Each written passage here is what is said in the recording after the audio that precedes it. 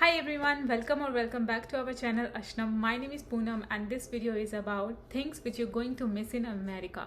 So if you just landed in America or you're planning to come to America, then this video is for you. So अगर आपको ये सब चीज़ें India में करना पसंद थे या फिर आप हैबिचुअल थे, then definitely you're going to miss these things in America because you won't find these things in America. So without further ado, let's just begin with our first point, which is about buffalo's milk. So USA में ज़्यादातर cows milk ही मिलता है and buffalo milk बहुत ही rarely मिलता है. So USA में buffalo milk आपको आसानी से नहीं मिलेगा. यहाँ पे ज़्यादातर cows milk and plant based milk हर जगह इजीली मिल जाते हैं, लेकिन बफेलो मिल्क भैंस का दूध बड़ी मुश्किल से मिलता है.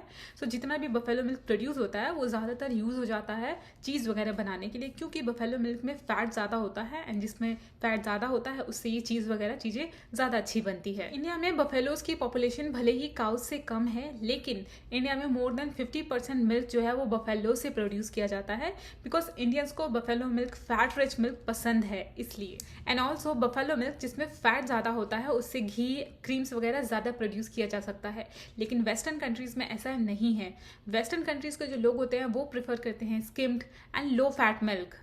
That's why you will find varieties of milk here. एक होल मिल्क आता है, 1% रिड्यूस्ड फैट मिल्क आता है, 2% रिड्यूस्ड फैट मिल्क आता है and so on.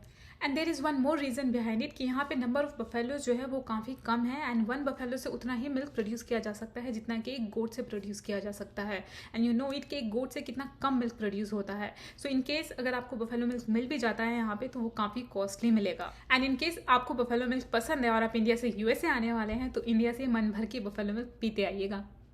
Next one is for ladies. So if you are a person जिसे हफ्ते में एक बार आईब्रोज बनाने का, महीने में 2 बार वैक्सिंग का शौक है, तो आप यहाँ पे आने के बाद वो सारे शौक भूल जाओगे, बिकॉज यहाँ पे पार्लर सर्विसेज जो सैलून सर्विसेज है that are extremely costly here. So India में थ्रेडिंग का 15 रुपये, 20-25 मैक्सिमम 50 रुपीज़ में तो काम हो जाता था, इसलिए पार्लर जाने से पहले हफ्ते में एक बार ज़्यादा सोचना नहीं पड़ता था.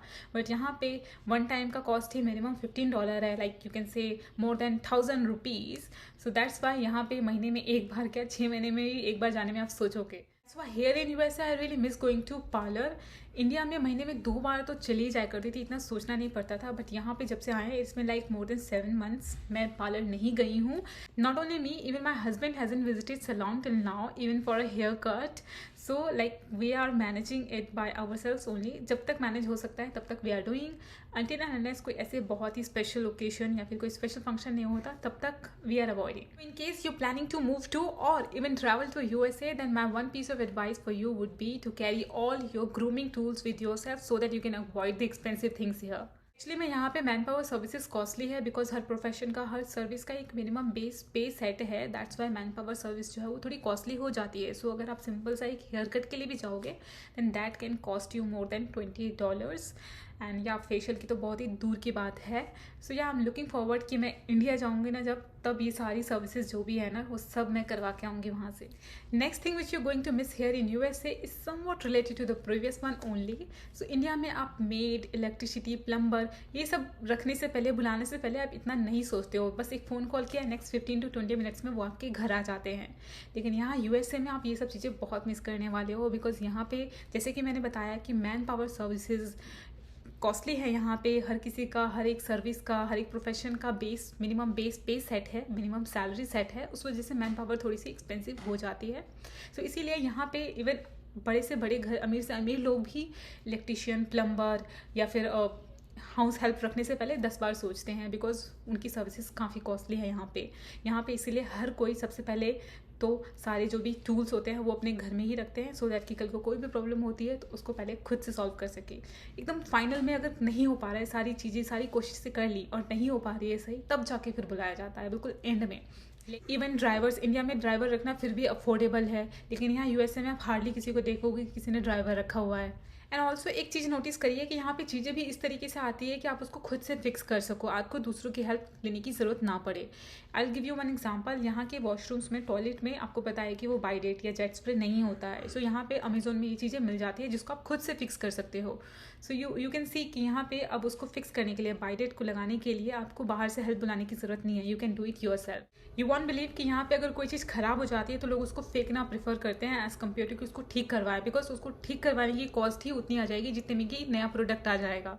And also we can not deny this fact कि इंडिया में जितनी प्रॉब्लम्स फेस करते थे, जितनी चीज़ें ख़राब होती थी, लाइक हम बैंगलोर में रहते थे एंड आई रिमेंबर कि वहाँ पे टैप वाटर नहीं आता था, कभी कभी मॉर्निंग में नहीं आता था, पानी में से मिट्टी निकल रहा है, तो ऐसी प्रॉब्लम्स आती थी। लेकिन यहाँ पे इतनी प्रॉब्लम्स फेस नहीं करनी पड़ी है, पानी वाली दिक्कत नहीं आई है, ना ही टैप वाली आई है। बस दो चीज़ों में प्रॉब्लम आई है। एक तो जो सिंक है उसमें वाटर कलेक्ट हो गया, मतलब वो क्लॉग हो गया, ऐसा ही एक बार आया कमोड क्लॉग हो गया, तो वो दोनों प्रॉब्लम जो है वो विनेगर या सोडा से सॉल्व हो गई या फिर वो प्लंजर से सॉल्व हो गया। सो आई डू रिमेंबर कि जब हम इंडिया में थे तो महीने में 1-2 बार इलेक्ट्रीशियन या फिर प्लम्बर को बुलाना पड़ ही जाता था। विंटर्स में मेड रख लेते थे, घर में जब कोई फंक्शन है या ज़्यादा काम है तो फिर हाउस हेल्प रख लेते थे महीने भर के लिए। सो इंडिया में ये सब चीज़ें कर पाते थे बिकॉज अफोर्डेबल था, ईजिली मिल जाता था। लेकिन यहाँ पे जब आप आते हो तो ये सब चीज़ें आपको खुद से ही करनी पड़ेगी। आप ये धीरे धीरे खुद से करने लग जाओगे because life here comparatively is easier. So yeah that's fair enough.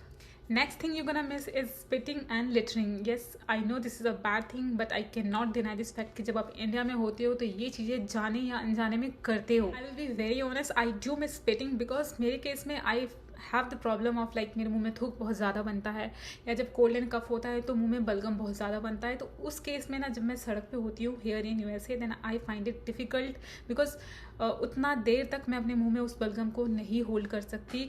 कहाँ पे स्पिट करूँ, सड़क पे या फिर कूड़े के डब्बे में, where like I have to control it until I reach my home.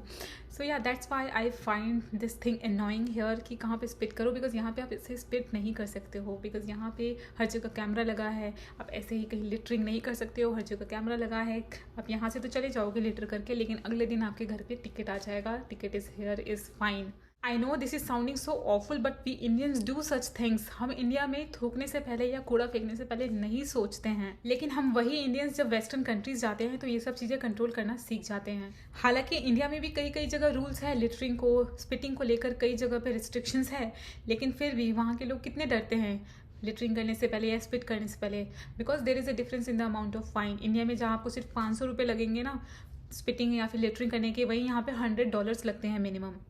Next thing you gonna miss is interesting and funny as well. So I remember जब हम इंडिया में थे तो बहुत सारी प्लास्टिक की बॉटल्स जब खाली होती थी तो उसको हम कलेक्ट करते थे।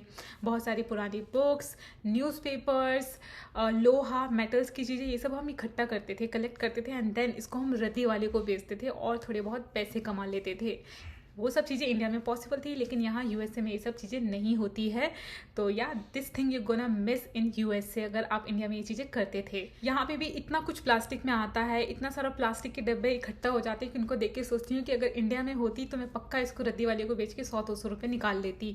बट यहाँ पे मोस्टली जो भी प्लास्टिक के जो भी कंटेनर्स होते हैं वो सब रिसाइकलेबल होते हैं, तो ये सब के सब कूड़े में फेंकते हैं। और जो भी हैवी आइटम्स हो गए लाइक फ्रिज, ओवन या फिर टेलीविजन या और भी कोई इलेक्ट्रॉनिक का सामान या फिर मेटल का सामान अगर ख़राब हो जाता है तो वो सीधा कूड़े में ही फेंकता है। यहाँ पे सेकेंड हैंड बेचने का ऐसा कोई कंसेप्ट नहीं है, यहाँ कोई भी रद्दी वाले नहीं आते हैं। इंडिया में डेफिनेटली अगर होते तो इसको बेच के कुछ ना कुछ 2-3 हज़ार रुपये तो निकाल ही लेते। सो चीज़ें जब पूरी तरीके से ख़राब होती है तो डेफिनेटली कूड़े में ही फेंक देते हैं। लेकिन अगर चीज़ों को डिस्कार्ड करने का रीज़न कुछ और है, लाइक शिफ्टिंग कर रहे हैं या फिर कोई नया सामान ले लिया, पुराने को डिस्कार्ड करना है उनको, तो उस केस में भी वो लोग घर के बाहर ही छोड़ देते हैं। सो अगर किसी को भी वो सामान लगता है कि ठीक कंडीशन में है या उनको पसंद आ रहा है, क्योंकि लोग बेड्स भी बाहर छोड़ देते हैं, मैट्रेस भी छोड़ देते हैं, टेबल चेयर ये सब छोड़ देते हैं बाहर, तो अगर किसी को सामान ठीक लग रहा है तो they can definitely pick from there curb side और वो अपने साथ घर लेके जा सकते हैं। और ऑल्सो यहाँ पे फेसबुक मार्केट प्लेस काफ़ी ज़्यादा यूज़ होता है, तो अगर कोई सामान उनको डिस्कार्ड करना है, अपने घर से हटाना है, तो वो लोग फेसबुक मार्केट प्लेस पर भी पोस्ट कर देते हैं पिक्चर्स को और फ्री लिख देते हैं। सो अगर किसी को सामान पसंद है और फ्री में उनको लेना है तो वो उनके घर जाके उस सामान को लेकर आ सकते हैं। Now tell me, are you someone who loves feeding street dogs and street cows? If yes, then you are going to miss these things in USA. Because यहाँ पे हार्डली ही आपको कोई स्ट्रीट काउस या स्ट्रीट डॉग्स दिखेंगे। Dogs जो भी दिखेंगे वो सभी आपको अपने मालिक के साथ दिखेंगे। सो यहाँ पे ऑलमोस्ट सारे डॉग्स ओन्ड हैं, सभी को किसी न किसी ने अडॉप्ट कर रखा है एज अ पेट, वो अपने होम ओनर्स के साथ रहते हैं। एंड काउस तो आपको यहाँ पे बिल्कुल ही नहीं दिखेंगे। डॉग्स को लेके तो यहाँ पे एक अलग ही स्ट्रिक्ट लॉ है, उनके खाने पीने से चेकअप से लेकर इंजेक्शंस तक सब कुछ के लिए एक अलग ही स्ट्रिक्ट लॉ है। तो इसीलिए यहाँ पे आपको जो भी डॉग्स दिखेंगे वो अपने ओनर्स के साथ दिखेंगे। इसीलिए आप उनके डॉग्स को फीड नहीं कर सकते कुछ भी, लाइक होता है ना इंडिया में आप बचा खुचा खाना अपने डॉग्स को खिला देते हो या फिर बिस्किट्स वगैरह दे देते हो स्ट्रीट डॉग्स को, तो वो सब चीज़ें यहाँ पे नहीं होती है। ऑफ कोर्स यहाँ पे बर्ड्स, पीजन, स्क्विरल ये सब कॉमन है, तो उनको आप फीड करा सकते हैं। गिलहरी जो है यहाँ पे काफ़ी बड़े साइज़ के होते हैं as compare to India. And एक और चीज़ हमने नोटिस किया है कि यहाँ पे डियर्स यानी कि हिरन बहुत ही कॉमन है। जब हम एडिसन में रहते थे तो हम ऑलमोस्ट डेली स्पॉट करते थे हिरन को, बिकॉज वहाँ पे आसपास जंगल था, तो इसीलिए हम like almost every day we can spot deer. हम अपने विंडो से देखते थे तो बाहर डियर नज़र आता था वॉक करते हुए। बट यहाँ इस वाले एरिया में, जर्सी सिटी में, we haven't notice yet because of course यहाँ पे जंगल नहीं है। बट येस, अमेरिका में डियर्स आर वेरी कॉमन, लेकिन हाँ उनको फीड कराना या उनको टच करना ये सब अलाउ नहीं है। वैसे तो डियर आपको देखते ही भागने लगेंगे, so there is no chance.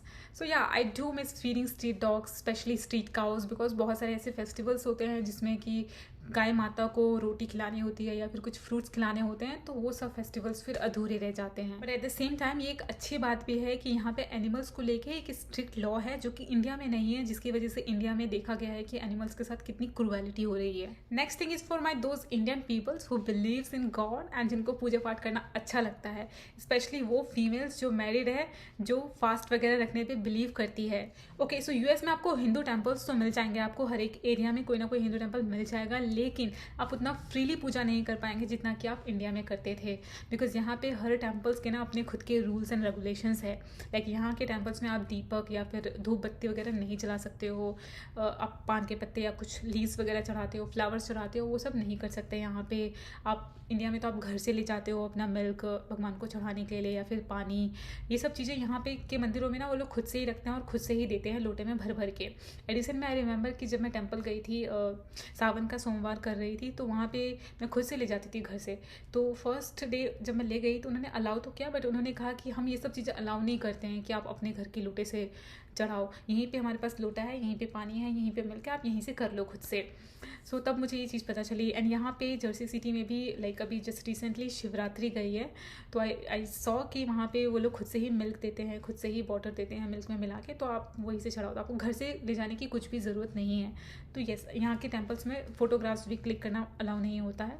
घर से कुछ भी मत ले जाइए, आपको ले जाना है तो बिल्कुल प्रॉपर पूरी चीज़ ले जाइए। लाइक अगर आपको मिल्क चढ़ाना है तो पूरा मिल्क का डब्बा ले जाइए, ठीक है। अगर आपको कोई फ्रूट्स चढ़ाना है तो आप पूरे फ्रूट्स ले जाइए, कट करके मत ले जाइए। कुछ इंडियन फेस्टिवल्स जिसमें ट्रीज़ या फिर प्लांट्स की पूजा करी जाती है, लाइक केले के पेड़ की पूजा हो गई, तुलसी पूजा हो गई, या फिर वट सावित्री हो गया, या फिर पीपल के पेड़ की पूजा हो गई, तो ये सब चीज़ें यहाँ पे बड़ी मुश्किल होती है करनी, क्योंकि एक तो बड़ी मुश्किल से मिलता है। यहाँ पे आपको थ्रू आउट द ईयर ये प्लांट्स तो मिलेगा ही नहीं, समर्स में मे भी कहीं दिख जाए किसी टेम्पल में। लेकिन आई रिमेंबर कि एडिसन में ये वट वृक्ष देखा था मैंने, एंड पीपल का पेड़ भी देखा था, बहुत ही छोटा सा उन्होंने लगा रखा था अंदर। आई डोंट नो वो लोग कैसे केयर करते हैं, बिकॉज विंटर के टाइम में एक्सट्रीम विंटर हो जाता है तो वो पेड़ सर्वाइव नहीं करते हैं। तुलसी का पौधा भी हार्डली दिखता है। एडिसन के टेम्पल में आई सॉ इट, बट यहाँ के टेम्पल में I haven't. So I don't know अभी जो वट सावित्री आने वाला है वो मैं कैसे करूँगी। बट तुलसी लीव्स को तो मैं बहुत ज़्यादा मिस करती हूँ, because that serves multipurpose.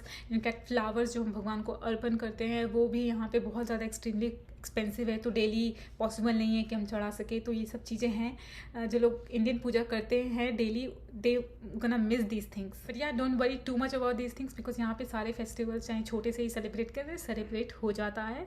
And अब जब यहाँ पे आएंगे तो आप खुद ही एडजस्ट करना सीख जाएंगे।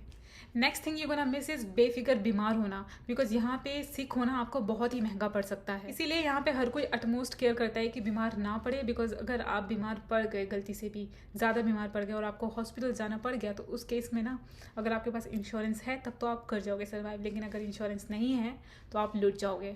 I remember when I was in India, तो दांतों की प्रॉब्लम या फिर आइज़ की प्रॉब्लम होती थी, तो ज़रा सा भी होता था तो हम एकदम से डॉक्टर को विजिट कर जाते थे, लेकिन वो सब चीज़ें करना यहाँ पे पॉसिबल नहीं है, because eyes and dental care यहाँ पे बहुत ही एक्सट्रीमली एक्सपेंसिव है। एंड एक और चीज़ डिफरेंट है कि इंडिया में अगर कोई भी हल्की सी खांसी या फिर सर दर्द हो रहा है, पेट दर्द हो रहा है, तो आप सिंपली एक गोली जाकर फार्मेसी से लेके आ सकते हो। लेकिन यहाँ पे अगर इसमें से कोई भी प्रॉब्लम होती है और आपके पास अगर एक टैबलेट नहीं है, तो आपको फार्मेसी स्टोर से ना पूरी की पूरी पैकेट मिलेगी। मतलब उस पैकेट में आप सपोज 8 टैबलेट्स है या फिर 16 है, तो मतलब वो पूरा पैकेट खरीदना पड़ेगा आपको सिर्फ एक गोली नहीं मिलेगी, पूरा पैकेट खरीदना पड़ेगा, which I really don't like. Because मैं बीमार अभी पड़ी हूँ, ज़रूरत तो नहीं है कि मैं थ्रू आउट द ईयर बीमारी पड़ती रहूँगी, 16 बार बीमार पड़ूंगी।